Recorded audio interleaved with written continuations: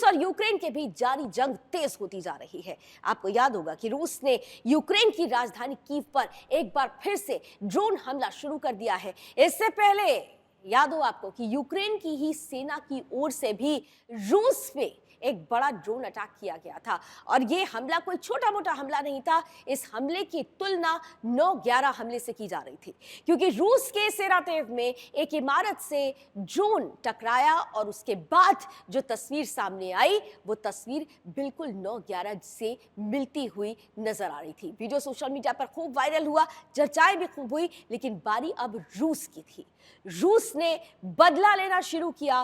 रूस ने ताबड़तोड़ एक्शन दिखाते हुए यूक्रेन की राजधानी कीव पर भी ड्रोन अटैक किया है। लेकिन इन सब के बीच सवाल यह है कि ये जो अटैक और री अटैक का सिलसिला शुरू हुआ है, ये सिलसिला थम क्यों नहीं रहा है? क्या इसके पीछे कोई अंतर्राष्ट्रीय साजिश काम कर रही है? क्या कुछ ऐसे लोग हैं जो इस युद्ध में अपना फायदा देख रहे हैं और ये फायदा दुनिया को, विश्व युद्ध के मुहाने तक तो नहीं ले जाएगा? आइए सब कुछ जानने समझने की कोशिश करते हैं हमारी आज की इस स्पेशल रिपोर्ट में।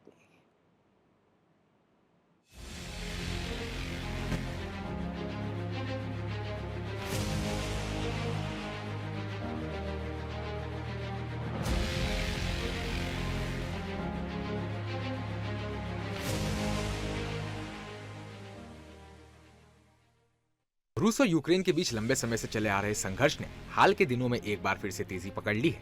दोनों देशों के बीच हमले और पलटवार की घटनाएं बढ़ती जा रही हैं, जिससे संघर्ष एक और बड़े युद्ध की ओर इशारा कर रहा है।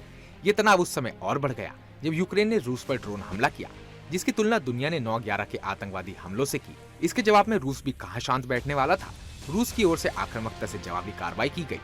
रूस ने यूक्रेन के कई शहरों पर हवाई हमले शुरू कर दिए, जिससे दोनों देशों के बीच तनाव अपने चरम पर पहुंच गया है।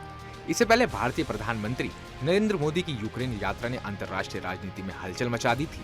मोदी ने अपनी यात्रा के दौरान शांति और समझौते की अपील की और सभी पक्षों को संयम बरतने का आग्रह किया। लेकिन ये भी देखा गया कि उनकी यात्रा के तुरंत बाद रूस और यूक्रेन के बीच हमलों की घटनाएं और अधिक तेजी से बढ़ गई हैं। प्रधानमंत्री मोदी ने यूक्रेन के नेताओं के साथ मुलाकात में संघर्ष को शांतिपूर्ण तरीके से सुलझाने पर जोर दिया, लेकिन उनके लौटते ही रूस ने अपनी सैन्य कार्रवाई को और कठोर बना दिया। हालांकि ज़ेलेंस्की ने साफ कर दिया है कि मोदी के शांति संदेश को वह अमल में लाने की पूरी कोशिश करेंगे। रूस पर हुए ड्रोन हमले की तुलना 9/11 से करने के बाद कई अंतर्राष्ट्रीय विशेषज्ञ इस बात पर विचार कर रहे हैं कि क्या ये कोई वैश्विक षड्यंत्र है? क्या रूस के खिलाफ इस हमले के पीछे कोई गहरी और संगठित योजना है, जिसे अभी तक दुनिया की नजरों से छुपाया गया है? क्या ये संभव है कि रूस पर हो रहे इन हमलों के पीछे कोई गहरी साजिश हो? क्या ये सब एक बड़े षड्यंत्र का हिस्सा है? Bureau report, Sudarshan news.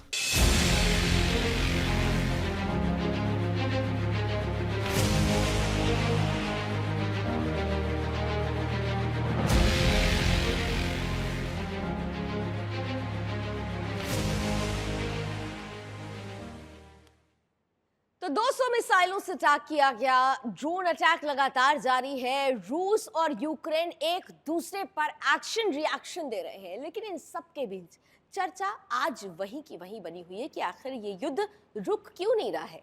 ये युद्ध रोकेगा कौन? और ये युद्ध क्या वाकई किसी की साजिश का एक बड़ा हिस्सा बनता जा रहा है? क्योंकि रूस और यूक्रेन की जंग अब भी जारी है और ये कब तक जारी रहेगी, समय के गर्त में है। लेकिन इन सब के बीच इसीलिए हमने आज से आपको बड़ा ही महत्वपूर्ण सवाल आपसे पूछा था। देखिए, हमने आपसे पोल में पूछा था कि क्या रूस और यूक्रेन जंग के पीछे कोई वैश्विक षड्यंत्र है? तो आप में से 80% लोग ये मानते हैं कि बिल्कुल कुछ ऐसी ताकतें हैं जो ये चाहती हैं कि रूस और यूक्रेन का युद्ध नहीं रुकना चाहिए। हालांकि 20% लोग इससे सहमत नजर नहीं आते हैं।